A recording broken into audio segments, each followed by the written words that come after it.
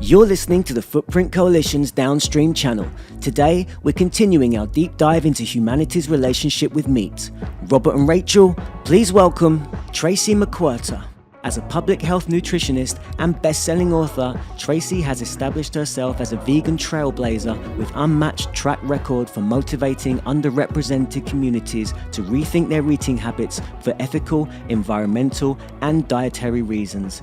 In 2020, she launched the 10,000 Black Vegan Women campaign and, following overwhelming success, recently expanded the initiative to reach 10 million Black vegan women. We brought Tracy on to learn about her relationship with veganism and how she inspires so many others to join the movement. Hello, dear. Hi, Robert. How are you? It's great to be here. Thank you. I'm pretty good. Usually, Kropa and I would be together. I'm back east. I was visiting a bit of family, so I'm out on Long Island. Where does this find you? I'm in D.C., Washington, D.C., my hometown. Okay. Well, we're really happy to have you. And Rachel has been giving me a crash course on all things Tracy McQuarter. It's appropriate that Tracy comes to us from the kitchen because she said that she really has a lot of cooking and demos and things to do usually. So that's her spot. Why have us humans started to reevaluate our relationship with meat over time? Well, it's a great question. I'm glad we're starting with that because I think a lot of people still have the belief that we ate much more meat than we did. And we now have technology, which I'm sure you'll appreciate, Robert, that shows that we ate primarily plants. What I welcome people to do is just kind of look at the Game Changers movie. I'm on their advisory board, and it, to me, is one of the best that traces all of that. And so what I want to do, though, is say that was then. What we know now is that the way that most of us eat is based on factory farming, right? It's based on production of billions of animals every year that are cruelly raised, it exploits the workers, it exploits the communities that these hog farms, these cattle farms, these chicken farms are in. It ruins their waterways. There's so much land devastation that happens because of factory farming, right? And so there's no need for that to happen now. That is how most people get their meat.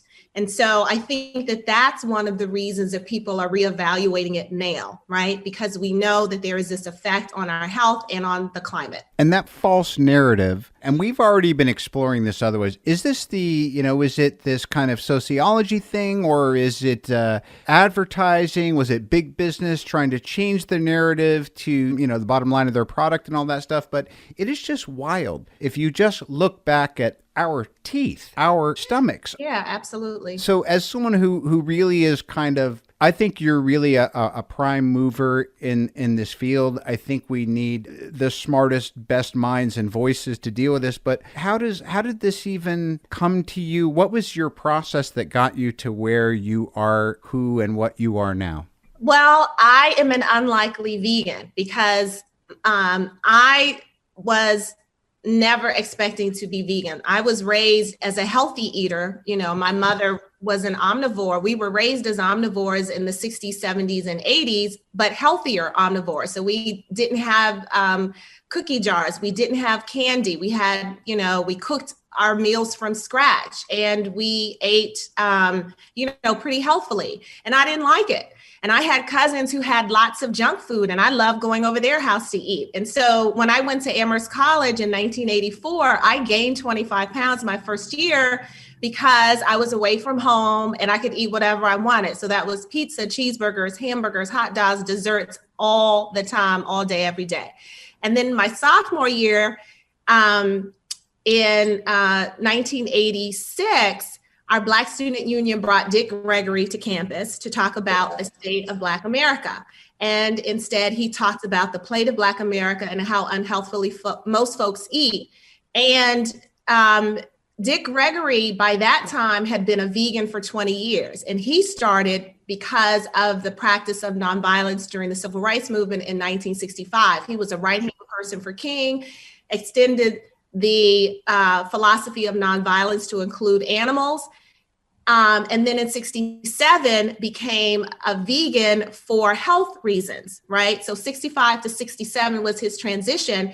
And he'd been a guru, had a mini empire, vegan empire going on by the time he came to my campus 20 years later. So he was connecting all of the dots about, compassion for animals, about the greed of the food industry, the connections between the USDA and lobbyists, right, for the food industry, advertising, social justice, all of these things I was interested in because I was a budding activist at the time.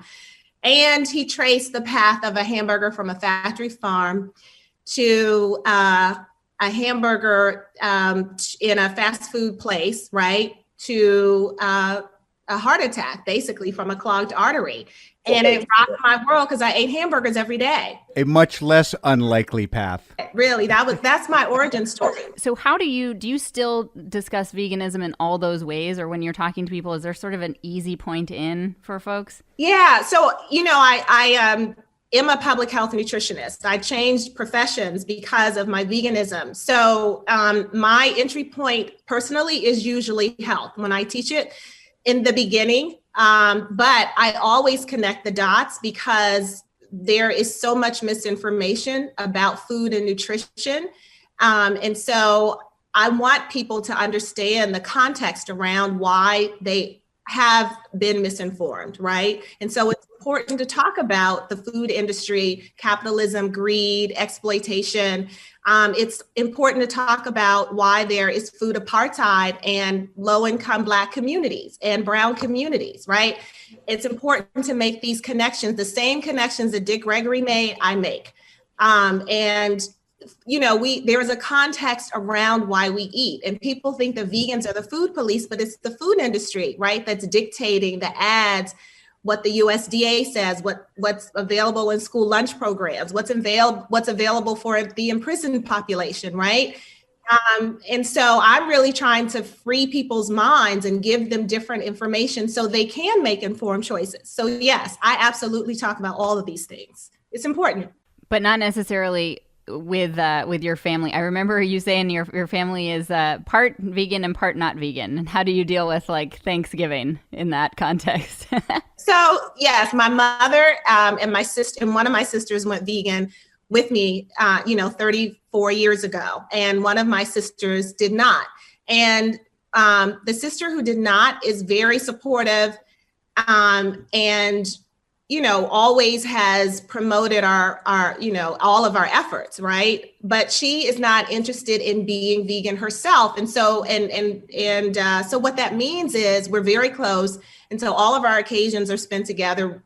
So we always have vegan food and we always have plant-based food, animal-based foods. And we love each other. We're families, we're grown. And so we respect each other's choices. And she knows that if she has questions about it or, we're here for her, right?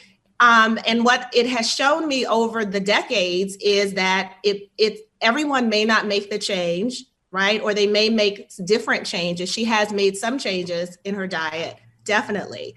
But you choose your conversations, you choose your battles, and it doesn't have to become a point of conflict if you love the person. And so not only with our family and, our immediate family, my extended family has been having Thanksgiving together since before I was born, and I'll be 55 this year. So, and there are hundreds of us. And so when we became vegan 34 years ago, we would bring these dishes, and be really evangelical about it. And we got teased mercilessly. But over the years, our family members started coming to us, particularly because my mother was 50 at the time, and she's now 84. Her health was maintaining, right? Her weight was maintaining. And so, but unfortunately, her siblings were having health issues. So they started to come to us to ask us for advice. So, we didn't expect that to happen. So we were just examples, right? And always open and available. And I don't have a need to have a fight over the dinner table. I just want to love my family, have conversations that are not about food. And then if they have questions afterwards, then we can talk about it. Tofurkey. It goes a long way.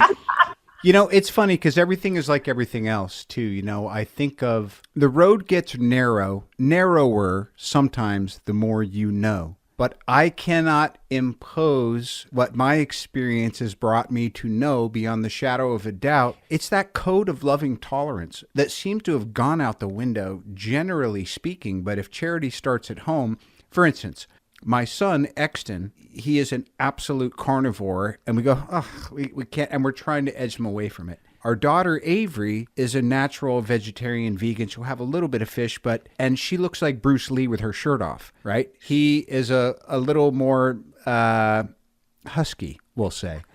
So even within one's own bloodline, you go, there are natural things here. And then you go, all right, so you get to a point where now, as your education corridor becomes more refined, you see that, yes, I understand that. And the China study says less than 5% animal protein. But what if you can get to a place where you are doing zero damage to the environment and providing the best sustenance you can for this physical frame, for your vehicle? Right, exactly. You've led so many folks to re-examine their meat consumption in a way that is not divisive. And so what do you find inspires people to be able to see a different, that perspective shift? I think meeting people where they are and having and showing grace.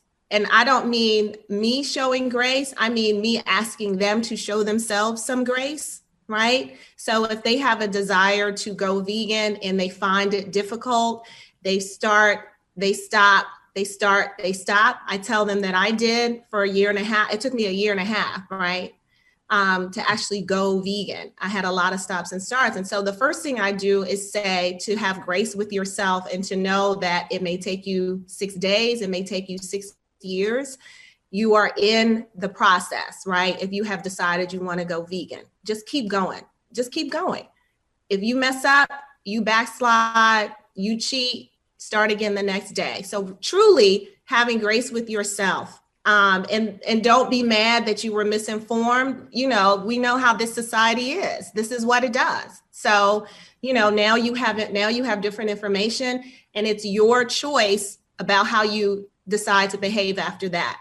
So yes, it was really important for me to just to have people see this as something that's freeing, liberating, and to have grace with themselves as they go through the process. Yeah, there's probably a lot of obstacles for people as they try to go through this. I mean, I have to imagine it's not just like, okay, tomorrow is the day and that's it. But for communities, you know, what do you see that are obstacles? I mean, the obvious one I can think of is I've spent a lot of time in rural places and they may only have like a 7-Eleven. I mean, you know, food deserts are a big deal. And, you know, for communities that want to be able to have resources to pursue this, what do you see? Well, the first thing I say is that the Black Panther Party was operating in very low income Black communities, right, across the country, as an example. And they started the free breakfast programs. They were feeding hundreds of thousands of kids, low-income kids, every morning, right? It wasn't vegan, it wasn't primarily plant-based,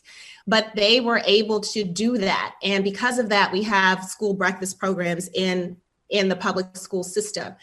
So how were they able to do that? They had community gardens, right? They had people cooking their food. They had a desire to do it based on the resources that they have. And at the same time that was happening in the 60s, there were trailblazing Black vegans who had community gardens, who had vegan cafes and carryouts, who had health food stores. Like in DC, for example, there were 13 Black-owned vegan health food stores and cafes and co-ops since the early 70s, right? And these were low-income Black communities. So I tell people we have done this before. This is not new, right? We make a way. And so that's the first thing. The second thing is If you focus on whole food plant-based, then you're focusing on rice, you're focusing on beans, you're focusing on different kinds of beans, different kinds of grains. You're focusing on fruits and vegetables that's fresh or frozen, right? And so what are the foods that you already like to eat in your community? Do you like to have beans and rice? Do you like to have mac and cheese? Well, how can you make it without it, right? That's a pasta and a vegan cheese sauce that you can make naturally, right? If you like to have lasagna, if you like to have chili, if you like to have soups and stews, if you like to have stir fries, what are the foods that you most like to eat? 5 to 7 to 9 of them. Let's talk about how to veganize them. Most likely, you're already eating grains, you're already eating vegetables, you're already eating fruit, you're already eating nuts. So if you are making something like a pasta or a stir fry, you may be adding fish or chicken or beef or pork. So how about you add some chickpeas or some red beans, or you add some cashews, or you add some tofu? Do you see what I'm saying? You're just substituting one thing. So again, it's the idea of opening up, not closing down. Think about the abundance of what you can eat, and your seasonings and your sauces, your spices, your herbs, that's what makes it. Your flour, your oil, that's what makes it taste good. And that's already vegan. So it's just kind of letting folks know that personally, that your communities have probably already done this and you can do it too. So if you have corner stores or bodegas, get the beans, get the grains, get the fruit, get the vegetables, and start from there. And those are the cheapest, most readily available foods in communities. And then start growing your own stuff, or, join a community garden. My missus came from Schaumburg, Illinois, was raised as an omnivore, and then had this day where she just saw, for her, it was a conceptual thing. Okay. She saw that she was eating the semi-decomposing flesh of an animal, and she said, never again. By the time I met her, she was an occasional pescatarian, and now, because, all of us, but women, health, tummy stuff, SIBO, whatever it is, she has a very strict regimen that is going exactly toward the type of eating and lifestyle that you're discussing. I think for the rest of us, it's less intuitive and more about, I just need to encourage everyone. Say out loud, I'm making a pledge to go further and further away for the good of the planet, further and further away from animal protein, and see, can I arrive at vegetarianism? Can I continue through that into veganism? So I'm saying right now, I'm asking you, Tracy, to be my vegan sponsor. I don't know if it can happen today or tomorrow or a week or a month, or if it will be a year before I can even get the gumption to say, I'm going to have one last In-N-Out burger and then I'm going to kiss it goodbye or whatever. But I've been in this vacillation myself too. I've been on a bit of a journey with food and exercise and meditation, and obviously me and my own, recovery requirements for some time now. And it is every thumbprint is a different thing. But vis-a-vis the footprint mission, we know how even just that slight tick shift can wind up being the difference between us making it to a habitable planet or not. Will you tell us a little bit about the 10,000 Black Vegan Women project this past year? And maybe Robert can be +1 white vegan man. For sure. So I started 10,000 Black Vegan Women in 2020 because I was celebrating the 10-year anniversary of my first book, By Any Means Necessary, which was the first vegan diet book for Black women. And so I wanted to celebrate that 10-year anniversary last year. And so I launched 10,000 Black Vegan Women to help 10,000 Black women go vegan in 1 year. And then COVID happened. So we postponed it to October. And we ended up having 12,000 women sign up. And I think that COVID had a lot to do with that, because everyone was talking about boosting their immune system, and then we realized that folks who had pre-existing, primarily diet-related diseases were more likely to get COVID, right? And it hit the Black community much harder, 3 to 6 times more likely to get COVID, twice as likely to die because of these pre-existing conditions. And so all of this was happening, and folks were really focused on health. And so, it was just kind of timing. And so we had 12,000 women sign up in October. We ran the program. We had phenomenal results, as is expected, right? And we have since had 3,000 more. So we're at 15,000 and counting, and we're about to ramp up and, relaunch it and scale it up so that we can reach many, many, many more women. And so this is my life's work. I focus on Black women because while we are fabulous, we have the worst health outcomes in the country. The worst, down the line, heart disease, stroke, high cholesterol, unhealthy weight, diabetes, and it's unacceptable to me. It is completely unnecessary, preventable, and unacceptable.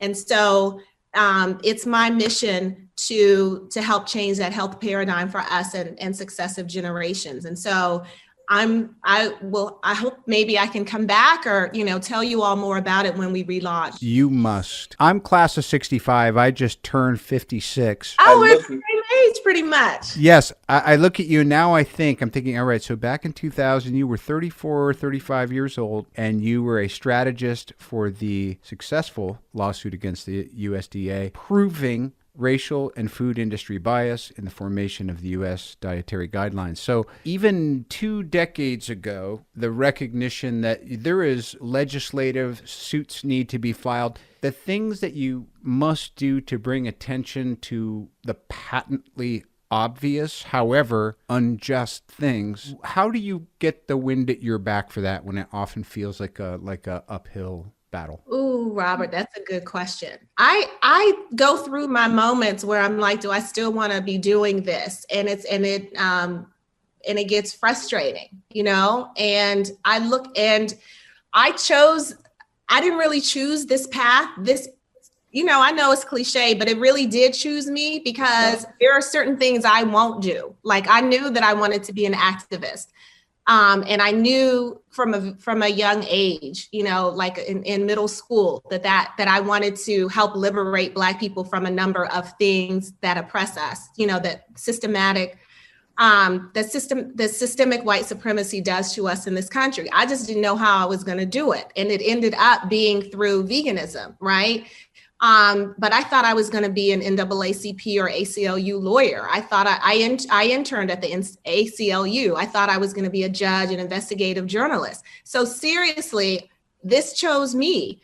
And so I always think about the fact that Dick Gregory was in his 50s when he came to Amherst, right? He already had made his money through comedy and through veganism, his mini empire. He could have stopped. And if he had, before he got to Amherst College, I would not have heard about it and I would not have changed my life, right?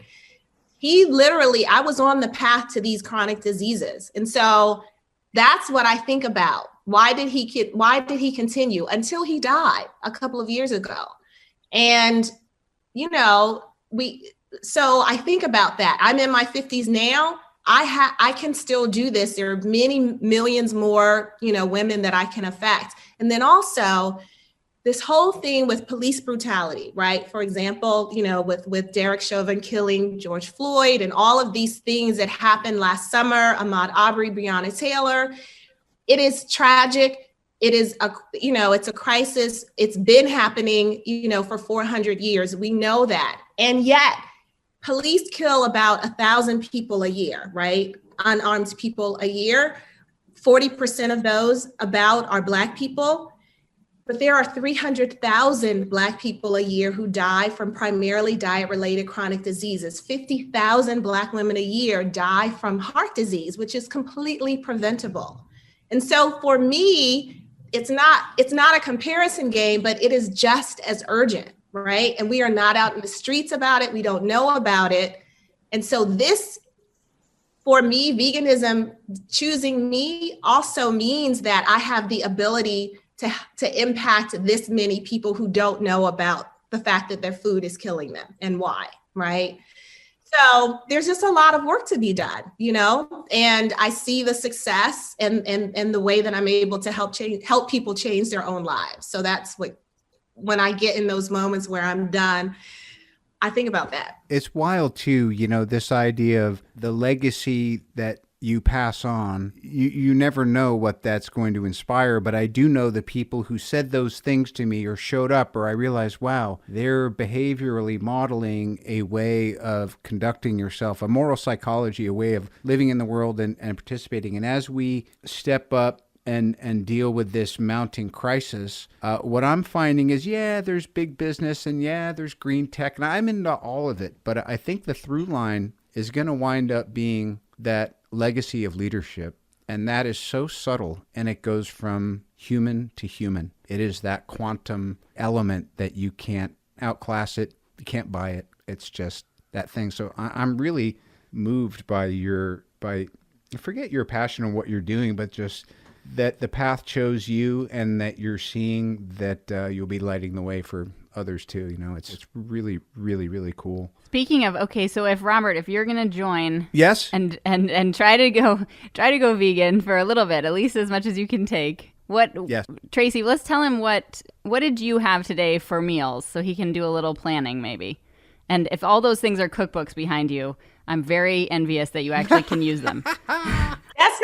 That's just in my kitchen, not to mention my little library. But anyway, so today I made myself a smoothie bowl, and I had banana, blackberries, ginger, some flaxseed meal, and some chopped walnuts on top. And then it was delicious. And then I had, I made myself a stir fry with almond butter sauce. So I had corn, I had broccoli, I had string beans, I had onions and garlic, I had carrots, I had red pepper. The almond butter sauce was just raw almond butter with water. And I put some hot sauce on it, some cayenne pepper, dried herb seasonings, I don't know, just different ones. And then I had it over quinoa. So cool. That's what I had. Yeah. Oh, and I think I grilled tofu and put it in there. And there's this whole tofu issue. And I always say it's just made from one bean. If you don't like that bean, just don't eat it. It's not a big deal. Yeah. Well, what's your favorite meat alternative? Since we're talking about a little technology today too, is there something that's like, oh, this is the way of the future and I love it? Or is there like, no, this is my old school one and I really like this one? Yeah, you're talking about like Beyond or Impossible or those, or yeah, maybe that, or like if you just happen to like tofu as your favorite, then great. Honestly, anything that is made with chickpea and a coconut curry or an Indian base, Indian style curry is my favorite. I do like beans. I mean, it's not sexy, but it's true, and they're healthiest. So I like any kind of Thai curry, any kind of Indian curry. Caribbean curry. I just love creamy curry sauces. I love a bit of curry too. We started off this episode. I surprised Rachel, and we are in business with some folks who are making bacon from mycelium, and they finally figured out how to make a really, really good bacon substitute. Now, for many of us, we go, that's great. I can enjoy bacon. It smells like when I cook it from my missus. It's like, I don't want to smell the smell of bacon. But I still think that what this is a beautiful way of technology, and it's simple ingredients. And I think everyone will agree. I had a little carbonara with it. Very satisfying, and still making a move toward a plant-based diet. Well, I'm not familiar with that product particularly, but in general, I call them bridge foods, right? And so and I ate bridge foods 35 years ago, right? There were meat and dairy, vegan meat and dairy based products, right? And so I ate those: vegan pepperoni, vegan sausage, vegan pizza, vegan cheese, vegan ice cream, those kinds of things. So I see them as bridge foods. If you need them, if you want them, if you like them, go for it. They're a bridge to cross over with, not necessarily a place to stay, right? A place to live, like to eat every day on a regular basis. But, they definitely can be healthier. Yeah, I was a bad vegetarian for years. I've been a vegetarian before, and I did not look so hot because I was working every angle just short of not eating animal protein. So again, it is all about doing it right. We sometimes do definitions, so we're going to use and quote you as the originator of it, Bridge Foods. We'll get one of those up and running sooner than later.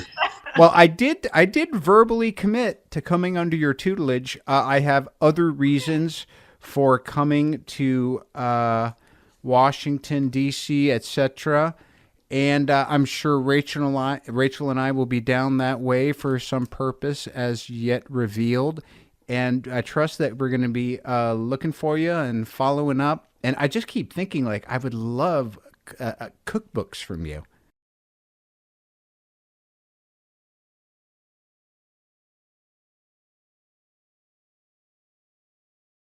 I will send you some. Absolutely. My mom and I wrote Ageless Vegan together, and I can send that to you. But I would love to help you, Robert. And if you come, take you to my favorite vegan restaurant in the area, which is, okay. I'm afraid to say because I have so many vegan restaurant owner friends, but. Well, listen, it'll be whatever one we go to that time, and we'll still add a bunch of support to all of the other great restaurants as well. Rachel, just because it's Friday and I'm not the sharpest tool in the shed, did we miss anything with our distinguished guest? I don't think so. I have to read Ageless Vegan, and so I have to understand why it's singular. Aren't both you and your mom ageless vegans? Yes, we called our book that, but yeah, ageless only because, we say that, but it's just because the common perception is that you will kind of degenerate as you age, and it doesn't have to be that way. And so that's really what it means. But yeah, I will definitely, get them to you, get you some copies. And these are actually recipes that we eat, it's just based on the foods that we like and have eaten for the last 35 years. Great. And in addition to wanting to look into that, I was also saying, like, it would be fun if you and I and Paltrow or somebody, or just us and Rachel within FPC, came up with some of your maybe recipes that have come to you since Ageless Vegan.